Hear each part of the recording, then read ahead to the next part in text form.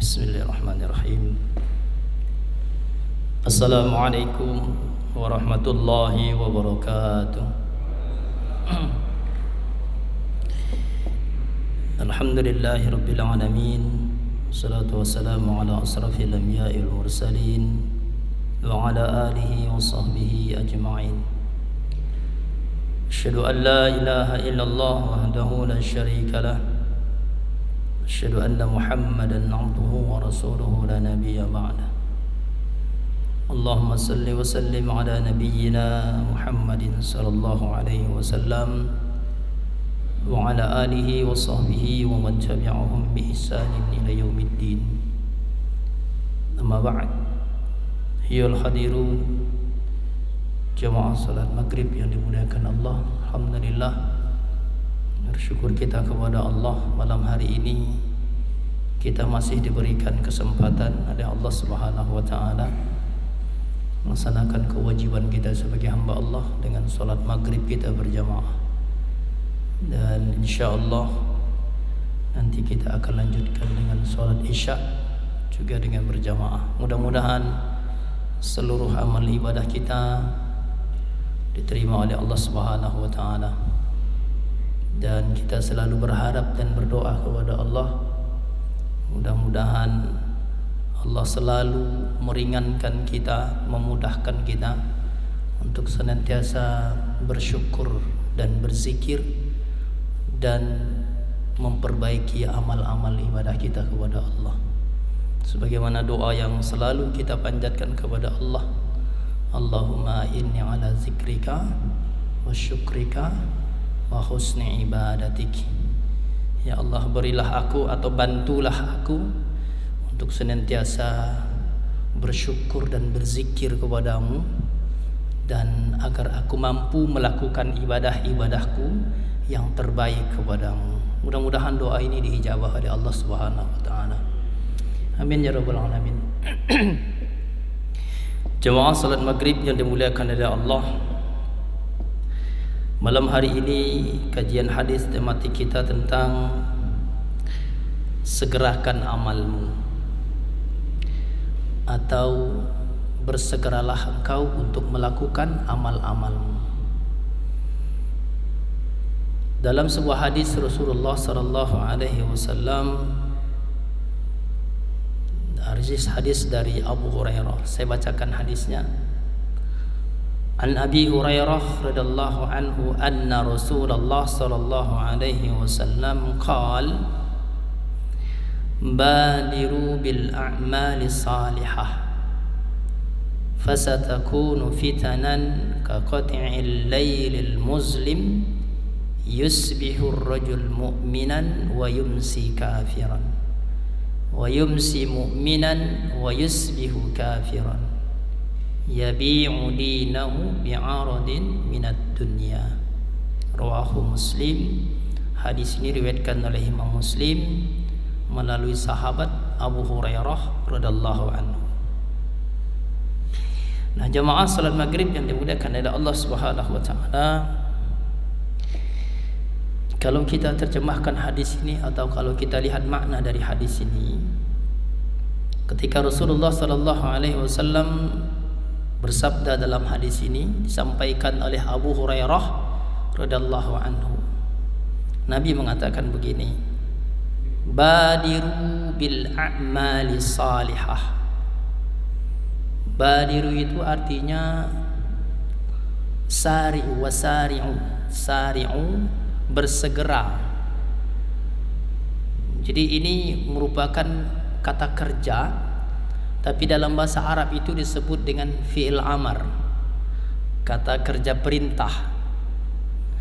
Jadi ini Nabi perintahkan kepada kita apa yang diperintahkan oleh Rasulullah SAW, bil a'mali salihah. Bersegeralah kalian, karena di sini kalimatnya adalah jamak untuk orang banyak, jadi bahasanya adalah kamu sekalian, kata Nabi. Bersegeralah kamu sekalian, kata Rasulullah SAW. Jadi ini bukan hanya satu orang diperintahkan Nabi. Semua kita ini yang namanya umat Rasulullah SAW itu Nabi perintahkan kepada kita semuanya agar kita bersegera. Ini fiilnya amar, perintah.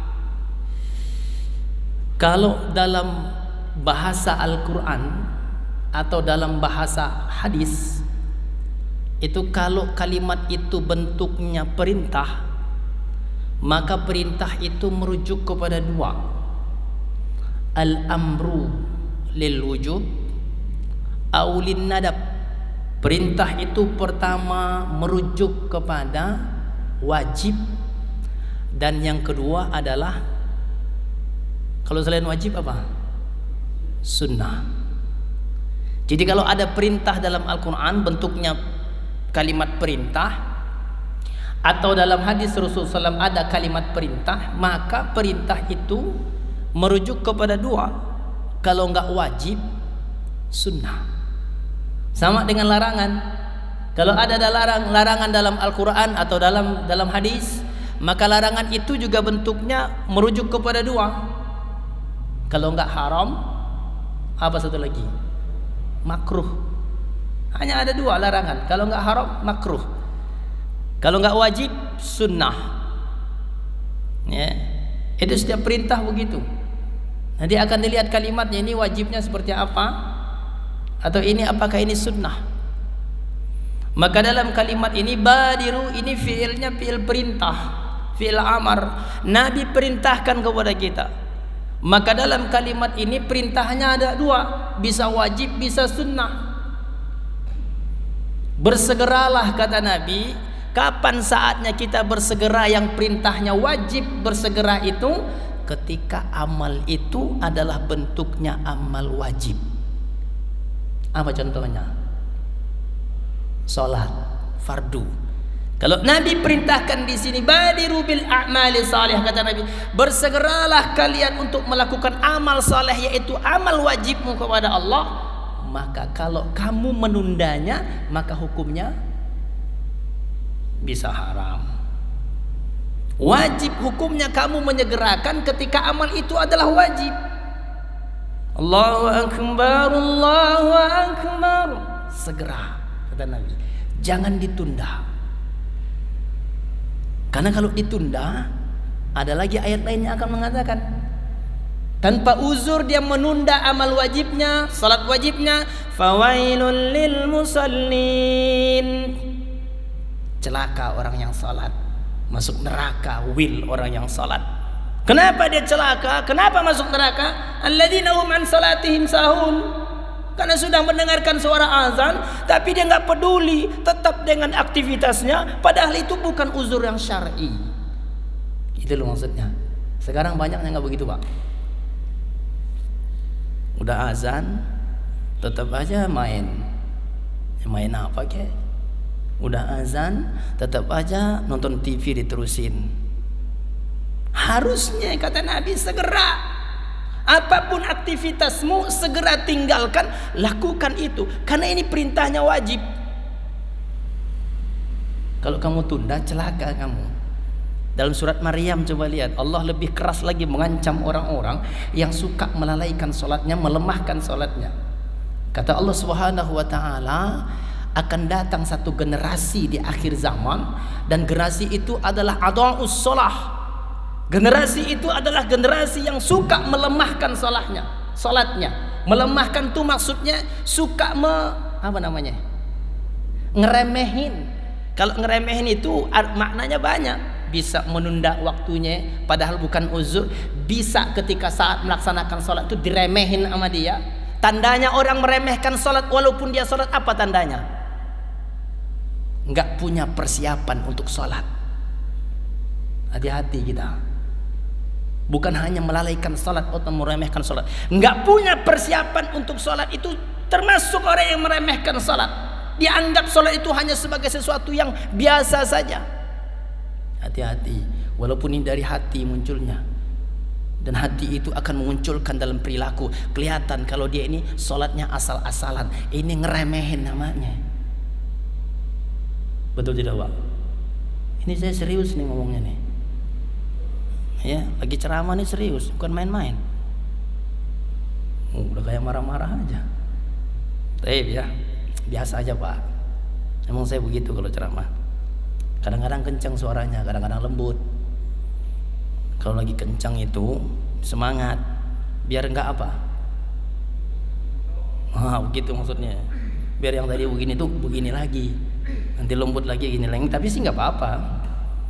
Masih penting ya ada orangnya, kalau orangnya pulang semua. Baik. Sampai di mana tadi? Ngeremehin sholat. Suka ngeremehin sholat. Hati-hati ya. Akan muncul generasi itu kata Allah di akhir zaman. Nggak tahu saya sekarang udah muncul apa belum generasi itu yang suka ngeremehin sholatnya, menunda sholatnya bukan karena uzur, ditunda sama dia. Dia masih dengan aktivitasnya. Lagi main catur, lanjut aja main caturnya. Ada nggak begitu tuh? Mana orangnya? Ada di sini? Nggak ada. Di pos nih. Bukan di mana kayak bukan di pos ya. Ya, hati-hati. Apa ancaman Allah dalam surat Maryam itu kepada mereka yang suka meremehkan salat itu? Ya, di situ disebutkan oleh Allah. Ada sebuah lembah, nanti lihat dalam tafsirnya Ibnu Katsir itu ada sebuah lembah di neraka Jahanam itu namanya Ghayya. Ghayya, nama sebuah lembah neraka Jahanam, nama lembah itu Ghayya. Itu nggak bisa ditafsirkan dan tidak disebutkan namanya oleh Ibnu Katsir dalam tafsirnya. Beliau hanya menyebutkan nama lembah itu adalah Ghayya. Apa itu Ghayya? Satu lembah di neraka Jahanam yang Allah tempatkan pada mereka yang suka meremehkan salat wajibnya. Makanya wajar kalau Allah mengatakan celaka orang yang salat, karena suka menunda salatnya, suka ngeremehin salatnya. Hati-hati. Ya. Mudah-mudahan kita nggak termasuk lah itu. Amin. Nggak ada yang amin sih. Amin. Oh gitu ya Allah, susah amat ya. Ya. Jemaah yang dimuliakan oleh Allah Subhanahu wa taala. Jadi yang pertama, badiru, bersegeralah kamu kata Allah, kata Nabi dalam hadis ini, dalam amal solehmu. Kalau itu bentuknya amalan wajib, maka wajib hukumnya kamu bersegera. Zakat itu wajib. Kalau sudah pada waktunya, nisabnya atau haulnya, maka segera kata Allah. Kata Nabi segera. Kalau kamu tunda, nanti kamu bisa dosa. Karena itu hukumnya wajib. Ya. Puasa di bulan Ramadan, puasa wajib atau puasa nazar atau puasa mengganti puasa Ramadan, segera ganti. Segera nazar itu tunaikan. Kalau kamu tunda, kamu dosa. Karena itu hukumnya wajib. Sama dengan para wanita. Para wanita itu menutup aurat itu hukumnya wajib. Maka kalau kita hubungkan dengan ayat ini, badiru bil a'mali salihah, segera kamu lakukan amal-amal wajib itu. Di antaranya apa? Para wanita, tutuplah auratmu. Wajib hukumnya. Hanya seorang profesor saja di Indonesia ini yang mengatakan jilbab itu tidak wajib. Siapa namanya? Ya, itulah pokoknya. Beliau pernah menyampaikan, karena itu hanya budaya saja, bukan wajib. Maka anaknya juga nggak pakai jilbab kan? Najwa Shihab. Ya, karena dia tidak mewajibkan. Padahal sudah jelas-jelas dalam Al-Quran itu wajib hukumnya. Baik, Bapak Ibu yang dimuliakan oleh Allah. Jadi makna badiru di sini adalah segera kamu melakukan amal soleh. Kalau itu bentuknya adalah amal wajib, maka segera lakukan. Kalau kamu tunda, maka kamu bisa berdosa. Amalan sunnah juga sama. Walaupun itu amalan sunnah kata Nabi, badiru bil a'mali salihah, segera lakukan walaupun itu amalan sunnah. Kalau kamu tunda, kamu rugi. Sunnah itu kalau kita tunda, bahkan kita tidak melakukannya, memang nggak dosa, memang, ya, nggak dosa. Tapi kamu rugi. Dan kalau larangannya makruh. Amalan sunnah itu kalau kita bikinkan kepada larangan, maka makruh hukumnya kamu meninggalkan amalan sunnahmu. Nggak suka. Allah tidak suka kepada orang yang meninggalkan amalan sunnahnya. Maka oleh karena itulah harusnya kita hidupkan amalan sunnah itu. Dan kedudukan amalan sunnah itu dalam ibadah kita, Masya Allah. Nanti bisa lihat dalam hadis-hadisnya. Kedudukan salat sunnah itu apa terhadap salat wajib kita. Itu jelas Allah mengatakan, ya, dalam hadis qudsi, ketika Allah mengatakan Nabi mengatakan awwalu ma yuhasabu minal abdi yaumal qiyamati as-salah. Yang pertama kali dihisab dari seorang hamba di yaumil akhir adalah salatnya. Lalu Allah mengatakan kepada malaikat, kata Allah kepada malaikat, fanzuru ila salati abdi, wahai malaikatku, kata Allah, lihat, periksa salat hambaku ini, salat fardunya maksudnya, atammahu au inqasahu, apakah dia sudah sempurnakan salat wajibnya atau masih ada kekurangannya, kata Allah. Saya tanya sama kita kira-kira ini Pak, semuanya jawab, coba jujur jawabnya, kira-kira salat wajib kita sudah sempurna apa belum? Iya, belum, jauh dari kesempurnaan, jauh kita dari kesempurnaan, ya. Maka kita sudah merasa hebat kita dengan salat wajib tanpa dengan salat sunnah. Padahal jelas Allah mengatakan kalau ada kekurangan pada salat wajibnya, fanzuru ila tatawwu, kata Allah, lihat salat sunnahnya. Ada nggak dia salat sunnah? Kalau ada salat sunnah dia, kata Allah, maka sempurnakan salat wajibnya dengan salat sunnahnya. Bayangkan, salat sunnah itu menyempurnakan salat wajib, terutama salat rawatib.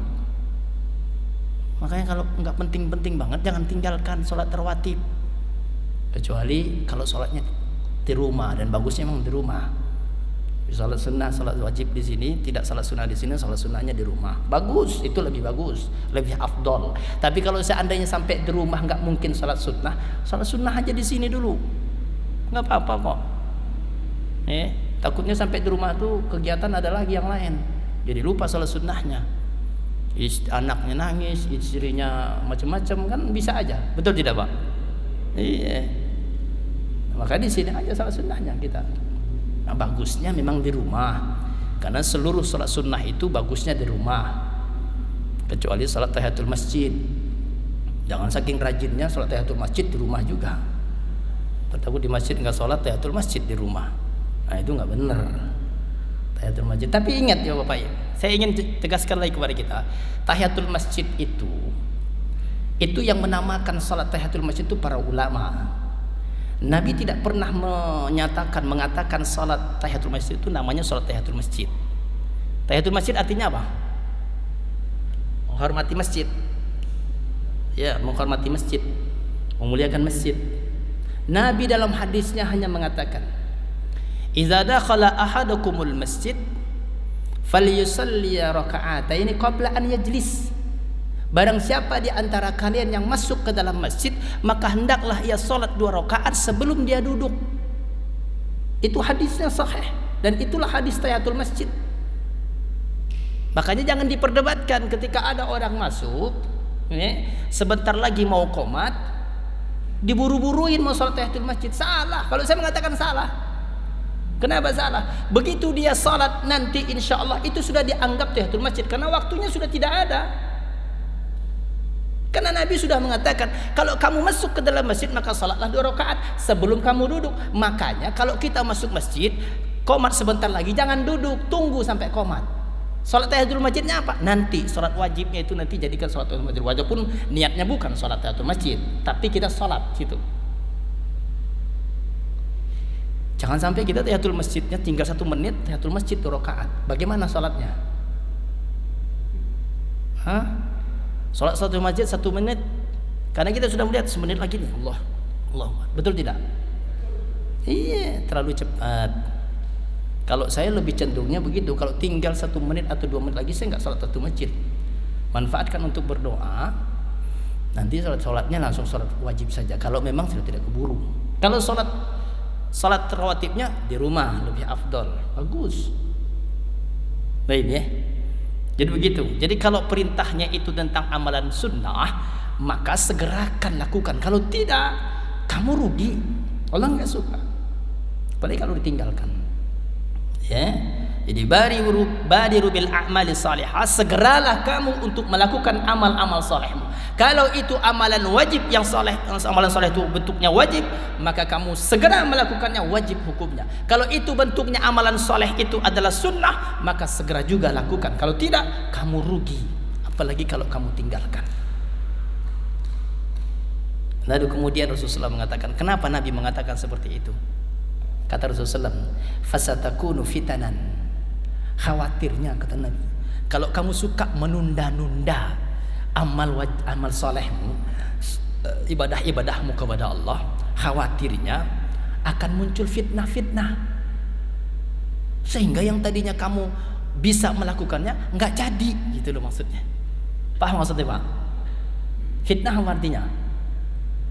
Fitnah itu dalam Islam banyak artinya. Bisa ujian, bisa cobaan, bisa musibah, bisa hambatan, ya, bisa halangan. Itu fitnah semua. Yang paling banyak tuh artinya ujian, ya, hambatan, fitnah. Jadi kalau kamu tunda amalmu, kata Nabi, khawatir ada hambatan, fitnah, kamu nggak bisa lagi melakukannya. Gitu loh maksudnya. Walaupun ini hadis ini bisa jangka panjang, ya, ditunda-tunda dari sekarang, dia nggak mau dulu bersedekah dari sekarang, nggak mau berinfak dari sekarang, ditunda sampai kapan-kapan, gitu. Khawatirnya muncul fitnah-fitnah itu, hambatan-hambatan itu, kamu tidak bisa lagi untuk melakukannya, karena kesempatan itu bisa jadi nggak 2 kali, betul tidak, Pak? Bisa jadi kesempatan itu hanya sekali, yang cuman hidup cuman sekali kok. Ya, fasatakunu fitanan. Fitanan itu bentuknya jamak dari fitnah. Kalau bahasa Indonesia sih fitnah itu apa artinya? Mengatakan sesuatu yang tidak benar, itu dalam bahasa Indonesia. Ini bukan bahasa Indonesia. Ini dalam bahasa Islam, fitnah, hambatan, ujian, cobaan, musibah. Itu namanya fitnah semua. Ya. Khawatir itu jamaknya fitanan. Fitnah artinya khawatir kalau kamu tunda muncul hambatan-hambatanmu sehingga kamu tidak lagi bisa melakukannya. Bisa jadi, ya, tidak mustahil. Ketika kita tunda, tahu-taunya kita udah nggak bisa. Makanya kesempatan baik itu jangan pernah ditunda. Tapi kalau kesempatan buruk, tunda. Nah, kadang-kadang kita kebalik. Kalau kesempatan baik kita tunda, kesempatan buruk, wah, nggak ada 2 kesempatan, Ustaz, cuman sekali, hajar bleh, begitu. Itu yang masalah tuh kadang-kadang. Fasatakunu fitanan. Dan Nabi SAW menggambarkan fitnah-fitnah itu kalau muncul, kata Nabi, digambarkan oleh Nabi betapa dahsyatnya fitnah-fitnah itu kalau muncul. Apa gambaran Nabi? Kaqata'il lailil muzlim. Fitnah-fitnah itu kalau sudah muncul dalam hidupmu, kata Nabi, itu seperti malam yang gelap gulita. Kalau Imam An-Nawawi menjelaskan dalam hadis Riyadhus Shalihin tentang gelap gulita itu, beliau mengatakan bahasanya itu madlahamatul muzlimah. Gelap yang benar-benar gelap, nggak ada cahaya sama sekali. Ini kita ibaratkan gini, Pak. Kita ibaratkan kita dalam sebuah ruangan tertutup semua. Ruangan itu agak luas, tertutup semua, nggak ada cahaya sama sekali, gelap, betul-betul gelap, nggak bisa ngeliat apa-apa kita. Saya tanya sama kita, itu kira-kira kalau kita berada di tengah-tengah ruangan itu pada saat itu, apa yang kita lakukan? Kira-kira, Pak, apa yang kita lakukan? Ruangannya agak gede ini, gelap sama sekali, nggak bisa ngeliat, nggak ada cahaya, kita nggak bisa lihat apa-apa, gelap banget. Apa kira-kira kita lakukan? Zikir. Iya, zikir sih, iya. Itu kalau kita ingat zikir, tapi kadang-kadang ketika itu kita akan menjadi bingung pada saat itu. Haizan dalam bahasanya, bingung pada saat itu. Apa yang harus saya lakukan? Akhirnya apa yang kita lakukan? Kita pada saat itu akan meraba-raba. Betul tidak, Pak? Ngeraba-raba kan? Ngeraba-raba nyari apa? nyari pintu, nyari pegangan. Karena kalau dalam bahasa saya itu, orang kalau dalam gelap begitu gamang namanya. Gamang tau nggak Pak? Gamang, iya kan? Gamang. Jadi akhirnya begini dia, nyari meraba-raba. Begitu dia dapat pegangan, hatinya lega dikit. Ada pegangan nih. Tapi dia tidak tahu karena dia tidak bisa melihat, di gelap gulita. Apa yang dia pegang itu dia tidak tahu. Dia nggak tahu apa yang dia pegang. Yang penting dalam hatinya ketika itu, ada pegangan nih. Lega dikit tuh, ada pegangan. Karena nggak akan melayang-layang gitu. Dia nggak tahu umpamanya nih bahwa yang dia pegang itu kepala harimau. Umpamanya nih kepala singa yang dia pegang itu. Tapi dia udah merasa lega. Kenapa? Dia udah punya pegangan. Betul tidak Pak? Karena dia nggak tahu ketika itu, nggak bisa ngelihat. Saya tanya sama kita, ketika dia memegang kepala singa itu bahaya atau tidak?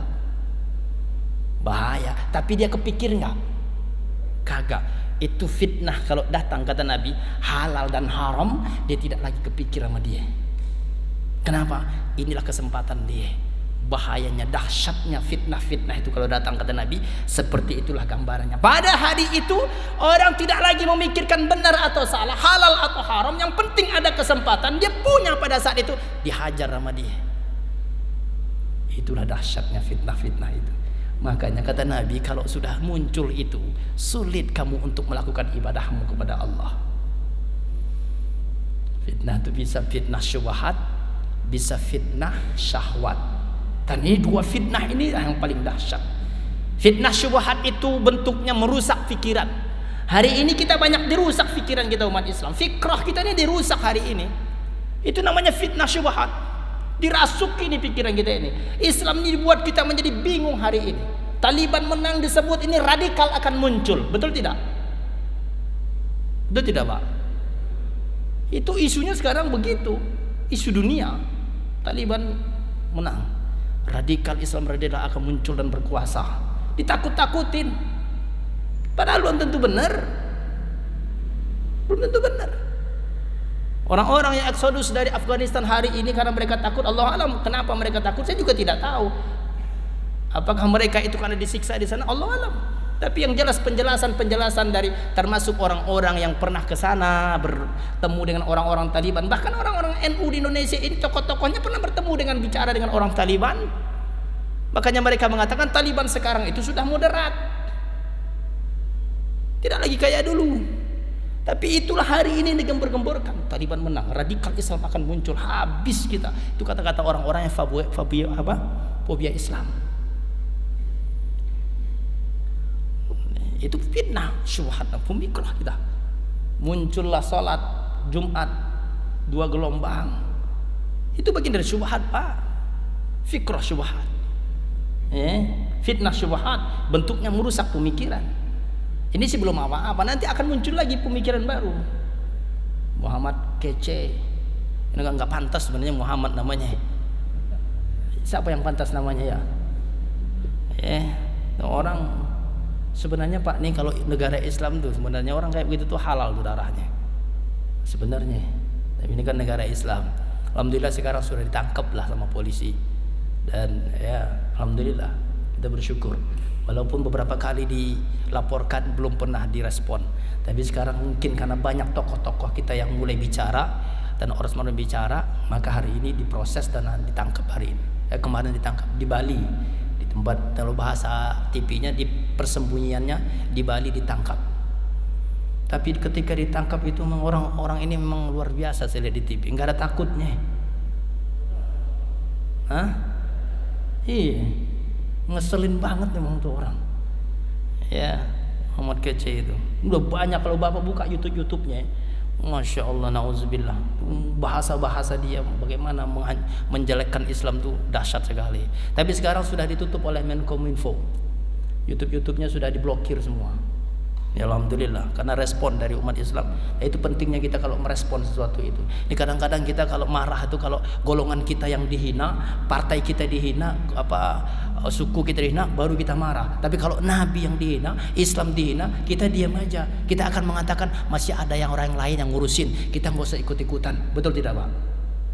Ada kan yang begitu? Tapi kalau golongannya yang dihina, wah nggak bisa. Ini golongan saya, terus saya balas dia. Itulah kita kadang-kadang. Tapi kalau Nabi yang dihina, Islam dihina, jangan ikut-ikutan. Masih ada yang ngurusin, biarin aja. Kan begitu kita kadang-kadang.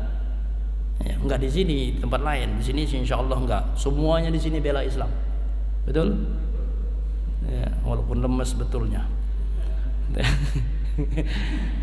Cuma yang dimuliakan oleh Allah Subhanahu wa taala. Itulah fitnah dunia, dahsyatnya kata Nabi SAW. Itulah gambarannya. Jadi kalau muncul fitnah-fitnah itu kata Nabi SAW, kamu udah nggak bisa membedakan antara haram dan halal, antara hak dan yang batil. Nggak bisa lagi kamu bedakan. Fitnah syubhat, fitnah syahwat, apalagi fitnah syahwat. Fitnah syahwat itu fitnah keinginan, kecenderungan kita. Dan kecenderungan manusia itu memang selalu kepada yang enak-enak saja. Ya, dan fitnah yang paling besar adalah fitnah perempuan.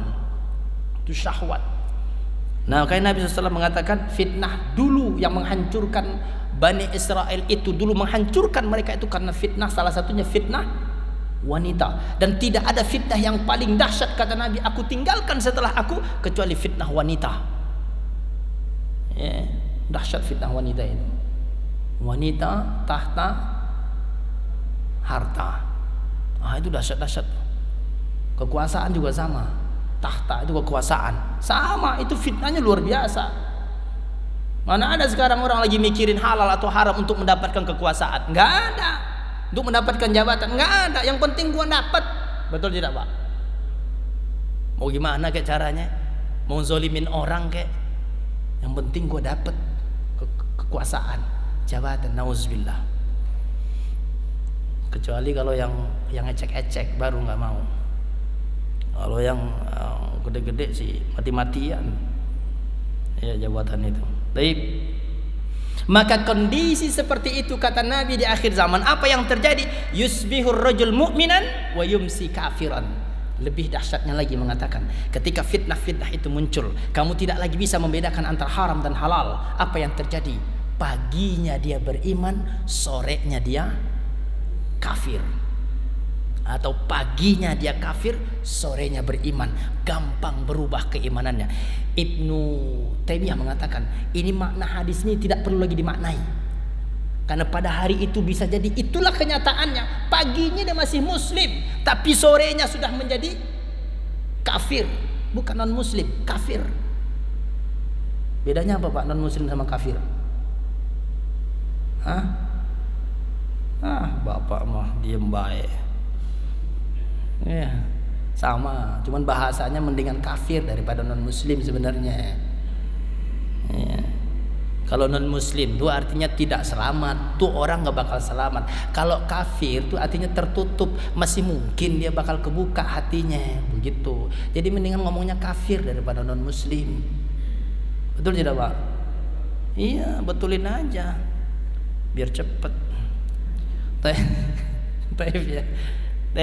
Jadi itulah yang terjadi. Kalau ini sudah muncul, orang gampang berubah kata Nabi.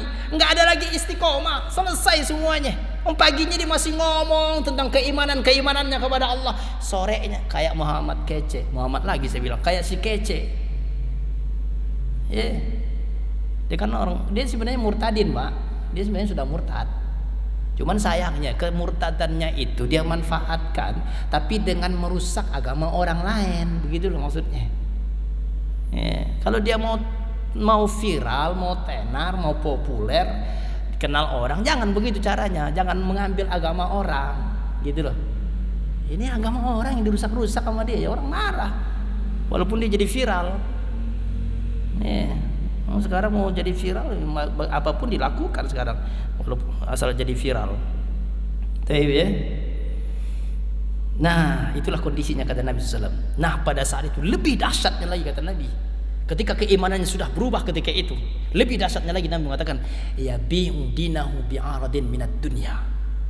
Pada saat itu kata Nabi, dia akan mudah menjual agamanya hanya karena kenikmatan dunianya. Hanya karena dunia dia jual agamanya. Saya tanya Bapak, ada nggak orang-orang kayak begini? Sekarang bukan ada lagi Pak. Banyak.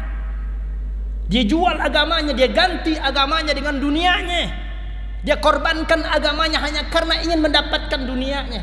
Yang dimaksud dunia itu kata para ulama bukan hanya harta. Semua yang indah itu dunia. Makanya harus kita hati-hati. Fala taghurrannakumul hayatud dunya wa la yaghurrannakum billahil gharur. Allah sudah ingatkan kita. Orang beriman kata Allah, jangan sampai kehidupan dunia itu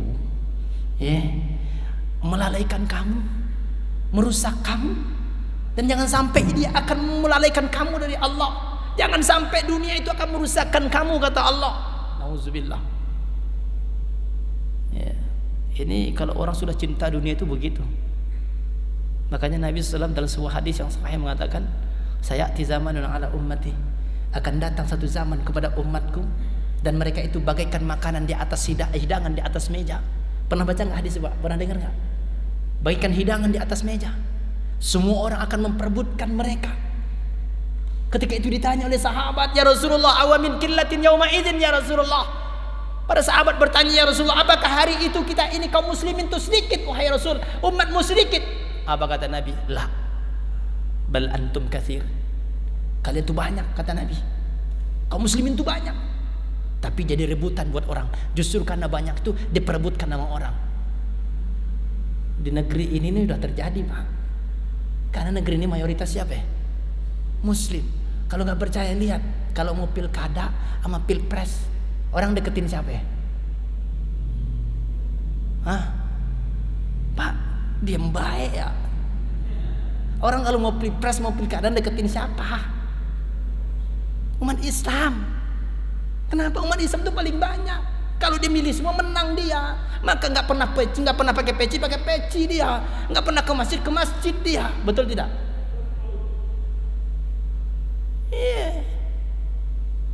Ini kira-kira saya ditangkap kan ini Facebooknya kemana-mana nih?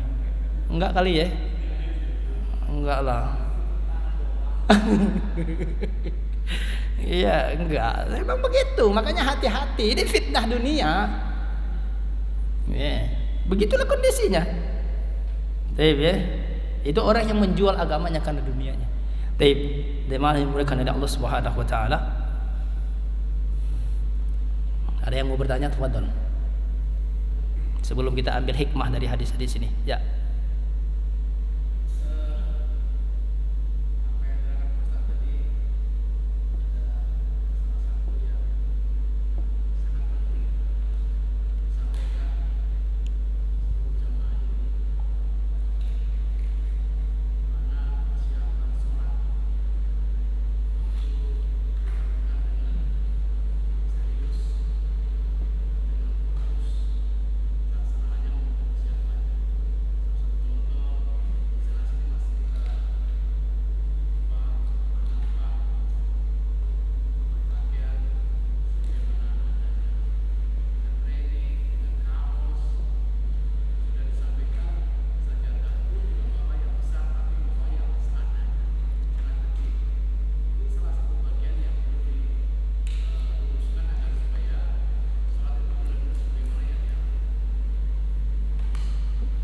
Udah, ini nanya apa masukan? Tayyib, jazakallah khair. Ya, saya teruskan dari apa yang disampaikan oleh Pak Haji, bahwa apa pelajaran dari hadis ini. Yang pertama pelajaran dari hadis ini adalah bahwa min khuluqil mu'min, di antara akhlak orang mukmin itu adalah mereka orang-orang yang bersegera untuk setiap melakukan amal-amal baiknya dengan yang terbaik. Jadi contohnya kalau ibadah itu, orang-orang mukmin itu akhlaknya nggak mau ketinggalan, dan dia sudah mempersiapkan dirinya dari rumah itu. Makanya itu sunnahnya itu kan berwudunya dari rumah kita. Kalau memang orang sini gitu, kalau orang musafir kan ya di sini wudunya. Kalau kita orang-orang di sini itu memang dari rumah kita wudunya. Persiapannya itu sudah jauh, harusnya sebelum waktu salat itu kita sudah siap, persiapkan diri. Itu namanya orang isti'dadul salah itu seperti itu. Berjalan. Saya tanya sama kita, kira-kira yang disebut dengan segera atau terburu-buru itu yang mana? Contoh pertama nih, ada orang begitu azan Allahu Akbar, begitu azan dia langsung langkahkan kakinya ke masjid. Begitu di tengah jalan dia dengar qomat, Allahu Akbar, asyhadu an la ilaha illallah. Dia cepatkan langkahnya untuk menuju masjid. Mana yang disebut dengan segera? Yang pertama yang berangkat dari rumah, atau yang ketika di jalan dia cepatkan langkahnya? Mana yang disebut dengan segera?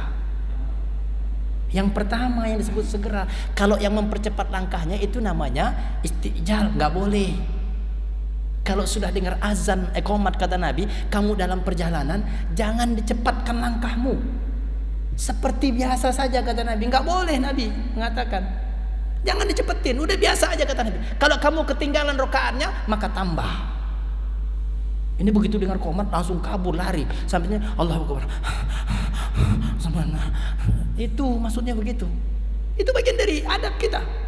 Jadi biasa aja. Ini kadang-kadang kita kan takut terlambat, kan takut masbuk, betul tidak Pak? Males nambahnya. Nambah 2 rakaat. Maka kalau nggak mau begitu, berarti dari jauh-jauh sudah berangkat dari masjid. Jangan terlambat gitu. Ini di masjid ini imamnya aja terlambat. Tersenang Pak Hajinya. Ini satu-satunya masjid imam terlambat di sini. Karena dia lagi nggak jadwal ngimam gitu maksudnya. Kalau imam yang sebenarnya sih ada di depan. Dia lagi nggak jadwal imam terlambat. Kalau saya kemarin memang beberapa hari yang lalu saya nggak dengar azan. Terlambat saya 2 kali di sana. Nambah 2 rakaat. Nggak dengar saya azan. Tapi di sini orang sudah sholat. Qomatnya juga saya nggak dengar. Nah itu disebut dengan imam terlambat.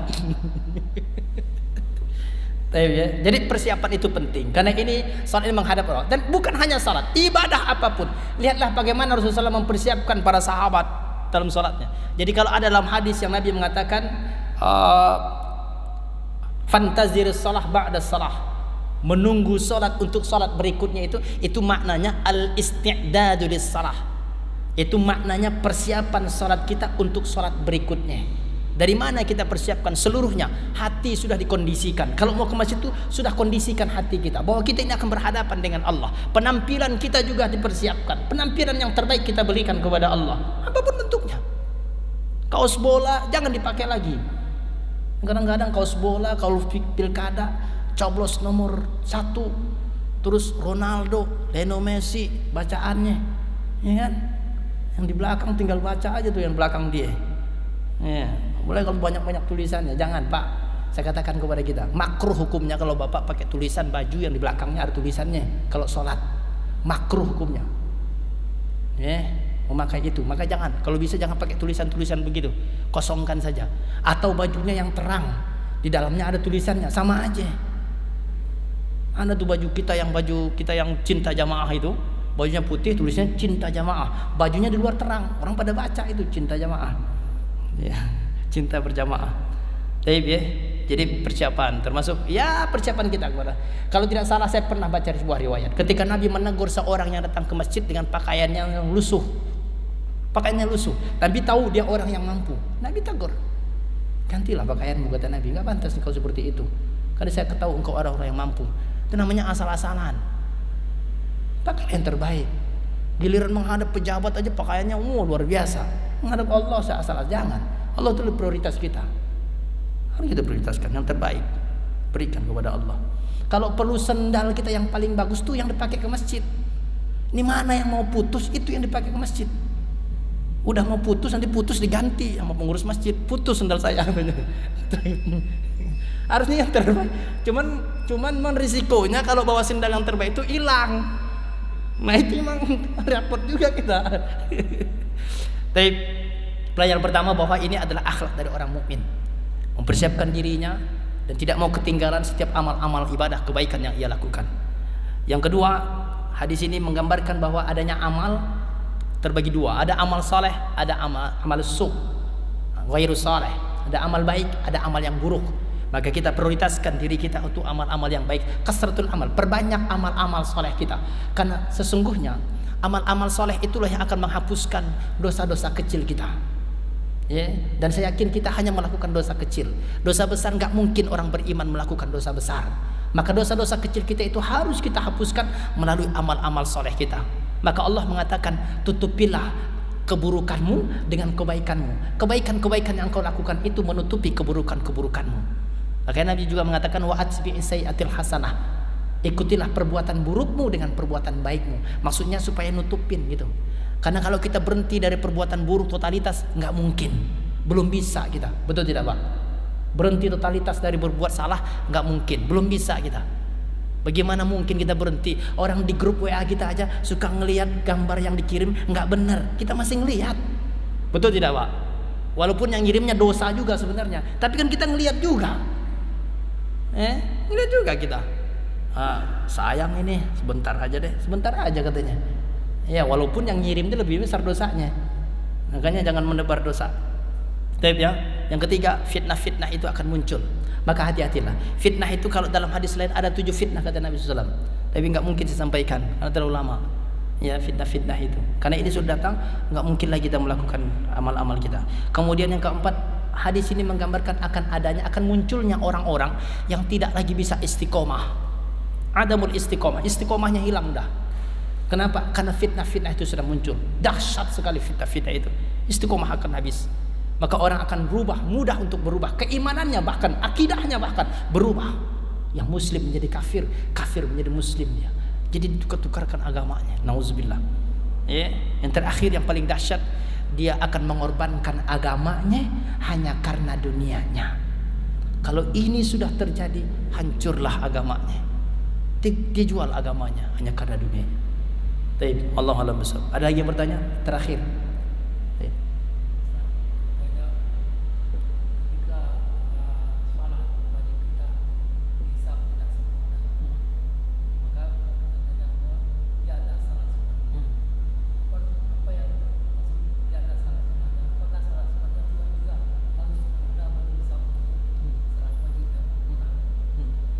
Baik, jazakallah khair. Betul. Salat sunnah juga harus yang terbaik kita lakukan. Tapi paling tidak ketika salat wajibnya itu kurang dan salat sunnahnya kurang, masih bisa untuk disatukan. Dalam secara logikanya begitu. Walaupun sesungguhnya ini dua-duanya harus baik memang. Kualitas salat wajibnya juga baik, kualitas salat sunnahnya juga harus baik. Dua-duanya harus memang baik. Tapi kalau memang ya namanya kita salat itu, apalagi salat sunnah, kadang-kadang kita sangat apa ya? Bukan ngeremehin sebenarnya. Ini salat sunnah doang. Kadang-kadang kita suka berpikir begitu kan. Sehingga kadang-kadang kita nggak pakai surah, kemudian gerakannya juga cepat. Itu kadang-kadang kita begitu salat sunnah itu. Entah apa yang kita kejar, saya tidak tahu. Suratnya juga nggak dibaca, Al-Fatihah doang. Pokoknya yang rukun-rukun aja. Doanya aja kadang-kadang dalam setiap rakaat itu, dalam setiap gerakan itu kadang-kadang doanya juga kita nggak baca. Emang bukan rukun sih doa-doa itu. Itu cuma sunnah. Walaupun dia tidak baca, sholatnya memang tetap sah. Tapi yang diinginkan itu adalah dua-duanya yang terbaik. Sholat wajib yang terbaik, sholat sunnah yang terbaik. Kalau memang masing-masing ada kekurangannya, tetap Allah akan berikan nilai dan disitulah kedudukannya. Mungkin sunnah walaupun kurang bisa untuk menutupi kekurangan yang dilakukan wajib itu. Itulah sebabnya apapun amalan sunnah atau amalan saleh itu yang mungkin bukan wajib tapi sunnah, itu harus kita hidupkan.